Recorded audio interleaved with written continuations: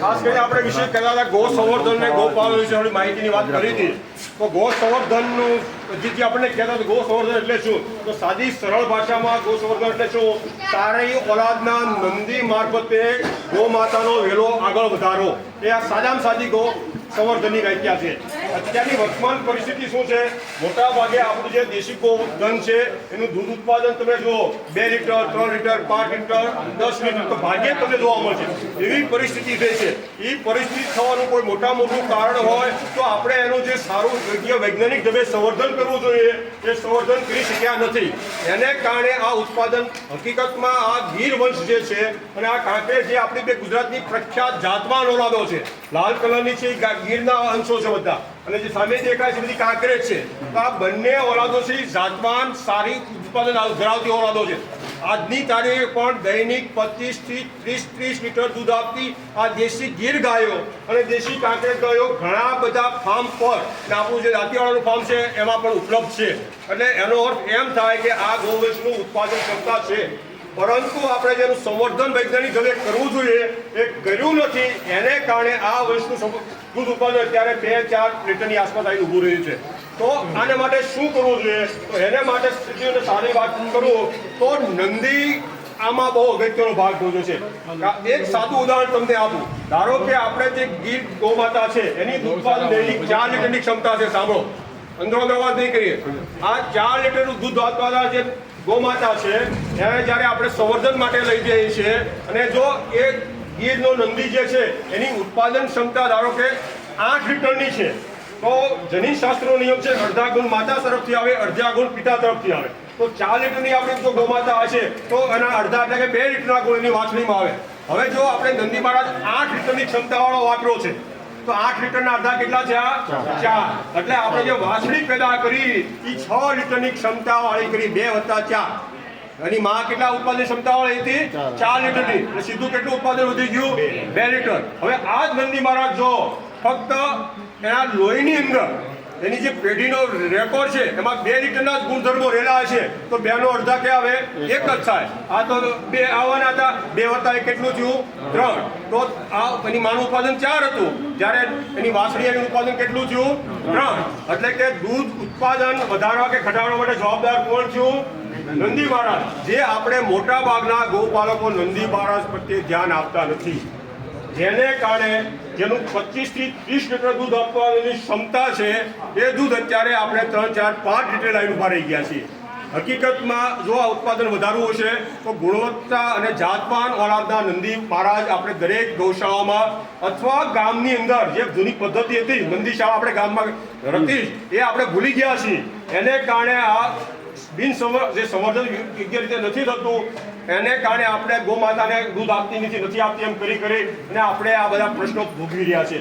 તો હજી સૂકો અને સરળ રસ્તો હોય તો સારી જાતપાત ઓલાદના નંદી મહારાજ આપણે સંવર્ધન માટે વાપરવા જોઈએ. તો એના માટેનો અત્યારે આપણે એમ લાગે કે નંદી મેળવવા ક્યાંથી, ઘણીવાર આપણને ખ્યાલ નથી હોતો કે નંદી મહારાજ સારી ઓલાદના ક્યાં મળે. તો આ નંદી મહારાજ મેળવવા માટે ધારો કે આ સાહેબ જે છે ભરતસિંહ રાઠોડ, આપણું જે કાંકરેજનું દાંતીવાડાનું ફાર્મ છે એમાં આજની તારીખ પર સારી ઓલાદના નંદી મહારાજ તમને પ્રાપ્ય છે. જેને જોતા હોય એ તમે ત્યાં સંપર્ક કરશો તો હજી પણ તમને કાંકરેજ ઓલાદના નંદી મહારાજ ત્યાંથી મળશે. એ રીતના ગીરના જાતવાન નંદી મહારાજ છે આપણું કેટલ બ્રીડિંગ ફાર્મ જુનાગઢની અંદર છે, ત્યાં છે. એ સિવાય ઘણી બધી સંસ્થાઓ પણ છે જેની પાસે આપણી પાસે ધારો કે આ બંસી ગૌશાળા પણ ઘણી વાર આપે છે. એમને લાગે કે આ વ્યક્તિ હકીકતમાં સંવર્ધન માટે જ લઈ જાય છે તો આપણને સારી ઓલાદના ગીરના નંદી મહારાજ આપણને આપે છે. એટલે આપણા ગુજરાતની અંદર સારી ઓલાદના નંદી મહારાજનો હવે આપણે બને ત્યાં સુધી જેટલા સ્થાનો આપણા સંપર્કમાં છે, જે ગૌશાળાઓ આપણા સંપર્કમાં છે ત્યાં ઉપયોગ થાય એના માટે આપણે ગૌ સેવાના કાર્યકર્તા તરીકે આ પ્રયત્ન કરવાની જરૂર છે. તો પહેલું જે આ દૂધ ઉત્પાદનનો આપણે સામે કલંક છે કે દૂધ આપતી નથી, એ કલંક અટકાવવું છે તો ધીમે ધીમે થશે, આ તાત્કાલિક નહીં થાય. અને આમ વૈજ્ઞાનિક રીતે અત્યારે આપણે નંદી મહારાજથી અને શાસ્ત્રોક્ત રીતે નંદી મહારાજથી તેનું સંવર્ધન કરાવવું જોઈએ. એનું આખું અલગ વિજ્ઞાન છે, પરંતુ વર્તમાન સમયમાં આ ઘણીવાર નંદી મહારાજ મેળવવા મુશ્કેલ છે. તો બીજો રસ્તો છે કૃત્રિમ વિદ્યાન, જે આમ જોઈએ તો વૈજ્ઞાનિક રીતે આ લોકો હા પાડે છે પણ શાસ્ત્રોક્ત રીતે એનો આખો એક અલગ વિજ્ઞાન સૂક્ષ્મ વિજ્ઞાન છે. એ જોઈએ તો એ કરાય નહીં, પરંતુ અત્યારના સમયમાં એ શક્ય નથી. એટલા માટે તમે જોયું હશે કે સારી જાતવાદ ઓળખના જે નંદી છે જેનું ટેસ્ટિંગ જેલું છે. પ્રોજેક્ટ ટેસ્ટિંગ એટલે શું? એના 2-2, 3-3, 4-4 પેઢીના આગલા રેકોર્ડ હોય. કોઈ વાછડાની પસંદગી કરે તો એની માનું ઉત્પાદન કેટલું હતું, એની માનું ઉત્પાદન કેટલું હતું, એની માનું ઉત્પાદન કેટલું હતું, એની બહેનનું ઉત્પાદન કેટલું હતું, એની માસીનું ઉત્પાદન કેટલું હતું. આવા બધા ઉત્પાદનના રેકોર્ડ હોય. એ રેકોર્ડને આધારે પછી એ નંદીની ઉત્પાદન ક્ષમતા નક્કી થાય, જેને કહેવાય પ્રોજની ટેસ્ટેડ બુલ અંગ્રેજીની ભાષામાં. અને આ બુલ જો આપણે વાપરી અને આપણે સંવર્ધનમાં આપણે ઉપયોગ કરીશું, ચોક્કસપણે આપણી ગોવંશ છે એની જે વાછડીઓ પેદા કરીશું એનું ઉત્પાદન આપણે વધારી શકીશું. આ સિવાય એના સિમેન્ટ પણ ડોઝ આપણી પાસે ઉપલબ્ધ છે. અત્યારે ઘણી બધી આપણી સંસ્થાઓ, સરકારી સંસ્થાઓ છે, બિન સરકારી સંસ્થાઓ છે, અનુદાનિત સંસ્થાઓ છે, જે સારી વંશના આપણી પાસે સિમેન્ટ પણ વીર્ય પણ આપણે આવે છે. એટલે કૃત્રિમ વિદ્યાન, તમે બધા ડેરીવાળા જાણતા છો કે કૃત્રિમ વિદ્યાન કર્મચારી હોય છે. તો એ કૃત્રિમ વિદ્યાન કર્મચારી પણ જ્યારે આપણા ઘરે આવે અને આપણે કહે તો આપણે ખાસ આગ્રહ રાખીને એમને કહીએ કે તમે ફક્ત અમારી વાછડીને કે અમારી જે ગૌમાતા છે એને ગીરનું તો ગીરનું જ આપો, કાંકરેજનું આપો. નકર તમે જો કશું નથી કહેતા તો એને લોકોનો તો જર્સીને એચએફ મગજમાં બેસી ગયેલું છે. એટલે ફટાફટ જો ગમે છે એટલે વિદ્યાનમાં જર્સીને એચએફનું બીજો મૂકી જતા રહે છે. એટલે આપણે વહેલો પાછા વગાડશું.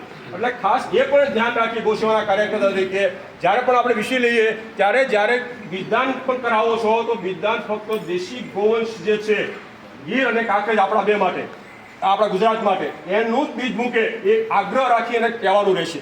નકર આપણે ફરી પાછો પાપના ભાગીદાર થઈશું. તો આ બે વસ્તુ ખાસ તો સંવર્ધન વખતે.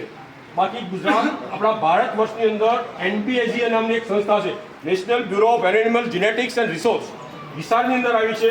એ આખું આ મોર્ફોલોજીકલ, ઇકોનોમિકલ અને બીજા જેનેટિક્સ સંશોધનોના આધારે એનું બ્રીડનું રેકગ્નિશન થતું હોય છે.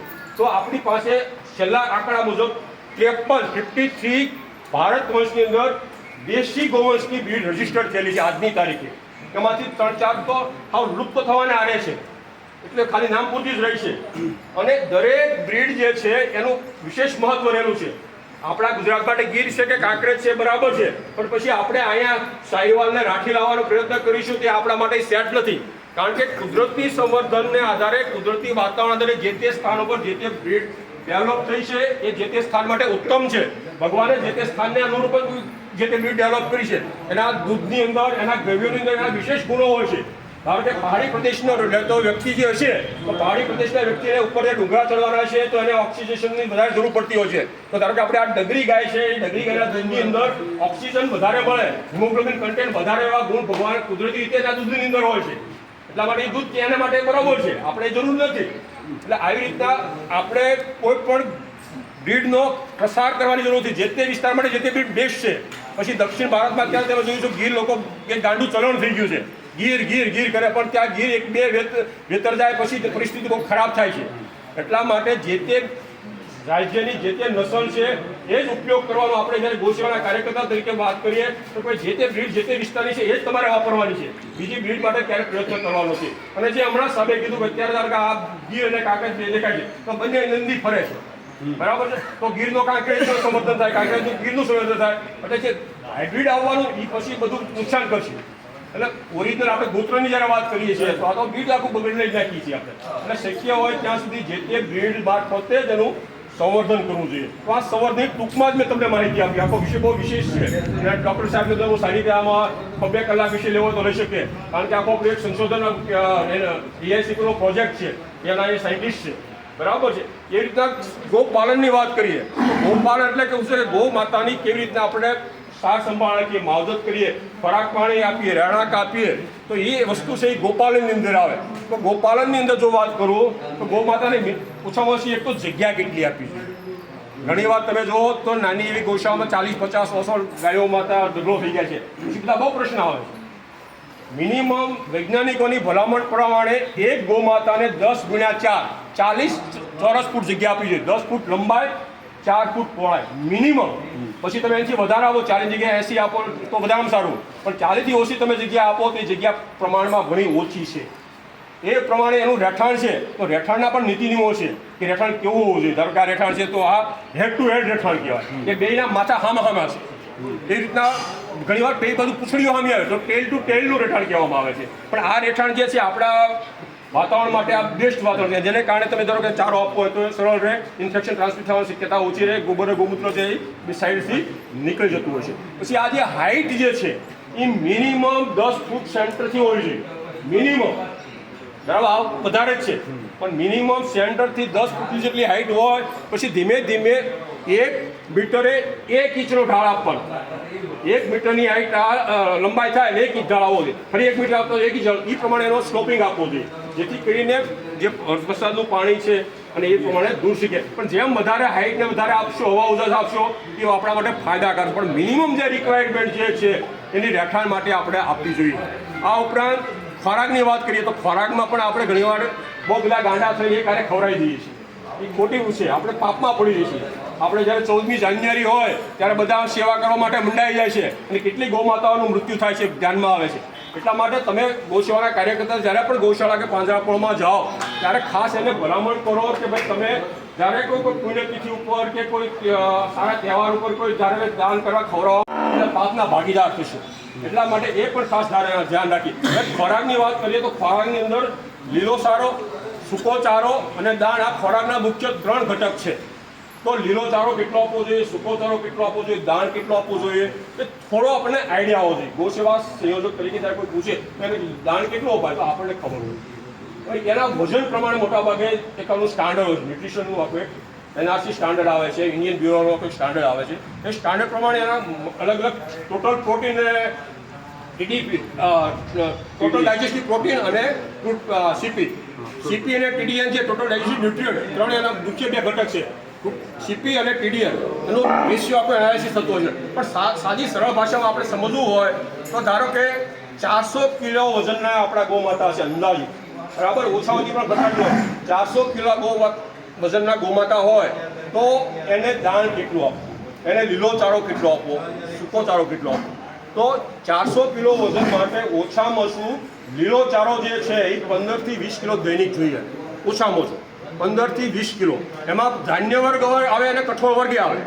જો ધાન્ય વર્ગ અને કઠોળ બંને પ્રકારના લીલા ચારો હોય, ધારો કે જુવાર છે અને રજકો છે, તો જુવાર છે ધાન્ય વર્ગમાં છે, રજકો છે કઠોળ વર્ગમાં છે, તો 2/3 ભાગ છે ધાન્ય વર્ગ આપવો અને 1/3 ભાગ છે કઠોળ વર્ગનો આપવો. આ પ્રમાણે ડિવિઝન કરવું. પણ મિનિમમ મેં કીધું 15 થી 20 કિલો જેટલો 400 કિલો વજનના પુખ્ત ગૌમાતાને આપવો જોઈએ. એવી રીતના સૂકો ચારો કેટલો અપાય? તો સૂકો ચારો જે છે ખરી તે તમે કદાચ 24 કલાક એને આગળ મૂકી રાખીશો અને વજન કરશો, પહેલાં વજન કરીને નીરજો અને 24 કલાક બાદ પાછું જોખી લેજો, તો 10 થી 11 કિલોથી વધારે સૂકો ચારો લગભગ 400 કિલો વજનના ગૌમાતા ખાતા નથી. બરાબર, ડ્રાય ફૂડ સૂકો ચારો 10 થી 11 કિલો એને જરૂર પડતી હોય છે. પણ સૂકો ચારો એ ખોરાકમાં બહુ અગત્યનો ભાગ છે. સૂકો ચારો આપણી સાદી ભાષામાં કહીએ તો ગૌમાતાનો રોટલો છે. આપણે જો નકરું દૂધ પીશો, શાકભાજી ખાશું, ફળ ખાવાથી ખાશું, આપણું પેટ ભરાશે નહીં. એમ ગૌમાતાનું પેટ ભરવું હશે તો જેટલો બને એટલો સૂકો ચારો ગૌમાતા જેટલી ખાય, નંદી મહારાજ જેટલો સૂકો ચારો ખાય, એટ લિપ્ટમ જેને આપણે અંગ્રેજીમાં કહીએ, કે જેટલો નીરતો રહેવાનો. પણ એ 10 કિલોથી 11 કિલોથી વધારે ક્યારે પણ 400 કિલો વજનના ગૌમાતા આ સૂકો ચારો ખાશે નહીં. પણ એ આપવો જોઈએ. અને ફેટ બનાવવા માટે પણ બહુ જરૂરી છે. જે ફેટ બનાવવાના 3 ઘટક છે, એસિટિક એસિડ, પ્રોપિયોનિક એસિડ અને બ્યુટ્રિક એસિડ. આ 3 ઘટક જે છે એ સૂકા ચારામાંથી મળે છે. એટલા માટે તમે અનુભવ કર્યો છે, જો લીલું વધારશો, સૂકું ઘટાડશો તો દૂધ ફેટ કપાશે. એટલા માટે સૂકો ચારો હેડ લિપ્ટમ આપવો જોઈએ. પણ દાણ છે તો દાણ જે છે એ દાણ કેટલું આપવું જોઈએ? તો દાણ એક સામાન્ય નિયમ એવો છે કે નિભાવ માટે અને દૂધ ઉત્પાદન માટે. તો પુખ્ત ગૌમાતા હોય તો એનો નિભાવ માટે મિનિમમ 1.5 કિલો જેટલું, 1.5 થી 2 કિલો મિનિમમ આપવું જોઈએ, બરાબર.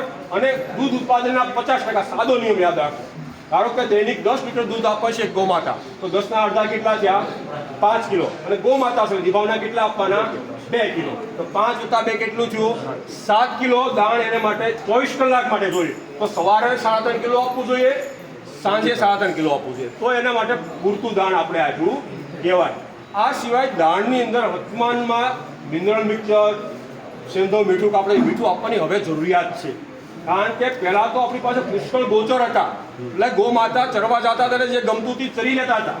હવે એ પરિસ્થિતિ રહે નથી. હવે આપણે કિલે બાંધી દીધા છે. એટલા માટે અમુક વસ્તુ એને મળતી નથી. એટલા માટે મિનરલ મિક્સર અને મીઠું જે 2 ઘટક છે એ બાકસતું એક ખોખું 20 થી 25 ગ્રામ દાણની અંદર સવાર સાંજ વર્તમાનમાં નાખવું, જેથી કરીને ખાસ કરીને સૂક્ષ્મ પોષક દ્રવ્યો જે છે એ સૂક્ષ્મ પોષક દ્રવ્યોની ઉણપ ન થાય. સૂક્ષ્મ પોષક દ્રવ્યો પણ એની વૃદ્ધિ માટે, રોગ અટકાવવા માટે અને એના પ્રજનન સુધારવા માટે બહુ અગત્યનો ભાગ ભજવતા હોય છે. એટલા માટે આ મિનરલ મિક્સર અને મીઠું પણ જે આપણે ઘરે બધા ગોપાલન કરીએ છીએ, ગૌશાળામાં રાખીએ છીએ, તો આપણે એને ભલામણ કરીએ કે તું બાકસનું એક તું સવાર મીઠું કે મિનરલ મિક્સરની અંદર ના. તો આ દાણની વાત છે. આ ઉપરાંત પાણી આપણે કહીએ છીએ જળ એ જીવન છે. હકીકતમાં જળ એ જીવન છે. આપણે ખાધા વગર કદાચ 2 થી 5 દિવસ પાણી કાઢી શકશું, પાણી વગર કાઢી શકશું નહીં, કાઢી શકશું. અને તો ગૌ માતાને પણ તાજું અને ચોખ્ખું પાણી જેટલું પીવે એટલું આપવાનું છે. એમાં પણ કોઈ કાપ નથી, પણ અંદાજિત તમે કદાચ માપજો તો આ મેં વજનના ગૌ માતા હશે તો 60 થી 70 લીટર દૈનિક પાણી પીવે. કેટલું? 60 થી 70 લીટરની દૈનિક રિક્વાયરમેન્ટ 400 કિલો વજનના એક ગૌ માતાને હોય. તો એ પ્રમાણે વધારે હોય તો પ્રમાણે પાણી વધારતું જવાનું. ઉનાળો હોય તો પછી એમાં 5-10 લીટર વધી જાય, શિયાળો તો 5 લીટર વધી જાય. પણ તાજું અને ચોખ્ખું પાણી જેટલું જોઈ લો, પાણી આપવાથી પણ ઘણા બધા રોગનું નિર્મૂલન આપણે ગૌ માતામાંથી કરી શકીએ છીએ, ઉત્પાદન પણ જાળવી શકીએ છીએ. એટલે પાણી તાજું અને ચોખ્ખું બને એટલું ગૌ માતાને આપણું આપવું જોઈએ. તો આ ખોરાકની વાત કરી, પાણીની વાત કરી, પછી એનું રહેઠાણની વાત કરી, સંવર્ધનની વાત કરી, અને હવે ધીમે ધીમે એક નવો વિષય આવે છે સ્વચ્છ દૂધ ઉત્પાદન. આપણને એમ લાગે કે આ વિષય શું છે સ્વચ્છ, પણ હકીકતમાં એ વર્તમાન સમયની માગ છે.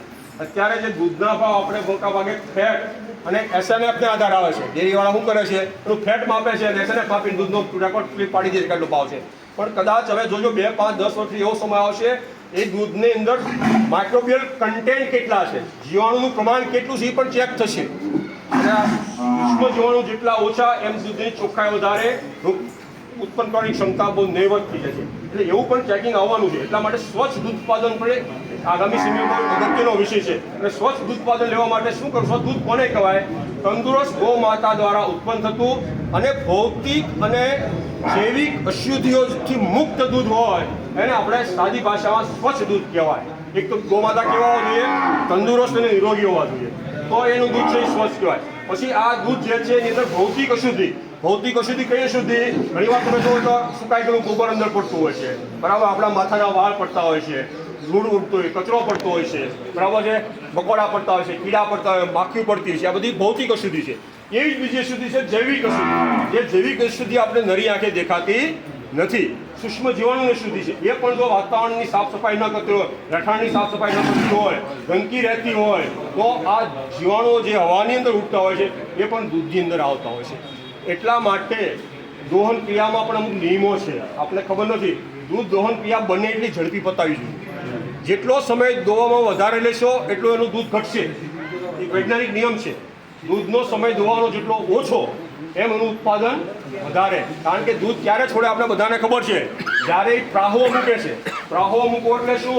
મગજની પિટ્યુટરી ગ્રંથિમાંથી ઓક્સિટોસિન નામનો અંતઃસ્ત્રાવ જે છે એ છૂટો પડી લોહીમાંથી આવે, દૂધની બાવલામાં આવે, એનું જે સ્પિન્ટર હોય એ ખોલે ત્યારે એ પ્રાહો મૂકે છે. એટલા માટે તમને ખબર હોય પહેલાં આપણે ઇન્જેક્શન ઓક્સિટોસિન આપતા હતા, પણ ફરી તો એ અપાય નહીં, બહુ નુકસાન કરે છે. એ ઓક્સિજન અંશો જે છે દૂધમાં આવે, જો પ્રેગ્નેન્ટ લેડી આ દૂધ પીવે તો એને ગર્ભપાત પણ થઈ જતો હોય છે. એટલા માટે દોહન ક્રિયા બને એટલી ઝડપી કરવી જોઈએ. દોવાવાળો જે એ પણ રોગી ન હોવો જોઈએ. દોવાની આજુબાજુનું વાતાવરણ સાફ હોવું જોઈએ. દોવા માટે જે વાસણ લઈ જાય છે એ પણ સાફ સુથરું હોવું જોઈએ, બરાબર છે. પહેલાંના સમયમાં આપણે જે ગરમ પાણી લગભગ લઈને દોવા જતા હતા. આપણા ગુડિયાને પૂછીને એ બધા ભૂલી ગયા હોય, એમને ચાલતા રહે. એ જૂની સારી પદ્ધતિ હતી. તમે ગરમ પાણીના ચાલક મારતો એને કારણે આજકાલનું બાવળું પોતું થઈ જતું હતું. તમે દોહન ક્રિયા સરળ થઈ જતી હતી અને જંતુનાશક દવા પણ થતી હતી. એની જગ્યાએ ક્રિસ્ટલ છે એવું તમે નાખો તો પણ એ જે મસ્ટાઇટિસનો આવનાર સોજાનો રોગ છે એ રોગનું પ્રમાણ તમે ઘટાડી શકશો. એટલે રહેઠાણની જગ્યાએ જેટલી સાફ સફાઈ રાખશો, દોહન કરવાવાળો જે વ્યક્તિ છે એની જેટલી કાળજી રાખીશો, તો પણ આપણે સારું સ્વચ્છ દૂધ બનવું. અને દૂધ બને એટલું વહેલું લઈ અને એને ઢાંકી દેવું જોઈએ. અને બને એટલું વહેલું આપણે ભોગતા હોય અથવા મંડળી હોય ત્યાં પોગાડી જોઈએ. જેમ જેમ સમય વધતો જશે એમ એની અંદર જીવાણું પ્રમાણ વધતું જશે. તો આ થોડાક જે પ્રાથમિક નિયમો છે એ ગોપાલક તરીકે કે ગૌસેવાના સંયોજક તરીકે આપણે જાણવા જોઈએ. કારણ કે આપણી પાસે દરેક પાસે અપેક્ષાઓ છે. જેમ આપણે અજીતજીએ કીધું, અગાઉ પણ મેં કીધું હતું કે તમે જિલ્લાના કે વિભાગના ગૌસેવાના સંયોજક છો, તો તમને થોડી પ્રાથમિક માહિતી હોય છે, તમને કહે કે ભાઈ આ ગૌ સેવા સંયોજક આપણે ત્યાં આવ્યા છે, આપણને માર્ગદર્શન કરશે, તો આપણે શું બોલીશું? આપણે એની વિશે 5 શબ્દો તો આવડવો જોઈએ ને. એટલા માટે થોડોક આપણે અભ્યાસ કરીએ. પુષ્કળ પ્રમાણમાંનું સાહિત્ય ઉપલબ્ધ છે. ગો માતા વિશે તમે જેટલું માગો એટલું સાહિત્ય છે. અને સાહિત્ય આપણે તમે જોતા હશો, હું જિલ્લાના દરેક આપણે 5 વોટ્સએપ ગ્રુપ છે, દરેક ગ્રુપમાં હું અવારનવાર મૂકતો જ રહું છું. દરેક સાહિત્ય છે, એ સાહિત્ય તમે વાંચીશો. અને આપણી જે પુસ્તિકા છે 29 પાનાની, એ તમે ખાલી વાંચશો ને, 29 પાનાની આપણી વાર્ષિક આયોજન પુસ્તિકા વાંચશો ને, તો પણ તમે અડધો કલાક ટેસ્ટથી માહિતીની લેક્ચર આપી શકશો. એટલી માહિતી આપણે 29 પાનાની આયોજન પુસ્તિકા ઊંઘે એ આપણા દરેક સંયોજકે વાંચવી ખાસ જરૂરી છે. ઘણીવાર આપણે આગલી બેઠક ક્યારે છે, આગામી વિષય શું છે, મારે 2 વાર રિમાઇન્ડ કરવો પડે. દરેક વખતે હું વોટ્સએપમાં 2 વાર રિમાઇન્ડ કરી મૂકું છું. બાકી આપણા કાર્યકરોને ખબર જ નથી, કારણ જોતા જ નથી પુસ્તિકા. આમાંથી ઘણા કાર્યકર્તા એવા છે હકીકત પૂછે તો આ પુસ્તિકા વાંચી નહીં વાંચી. તો હજી ફરી મારો આપ સૌને આગ્રહ છે કે આપણી જે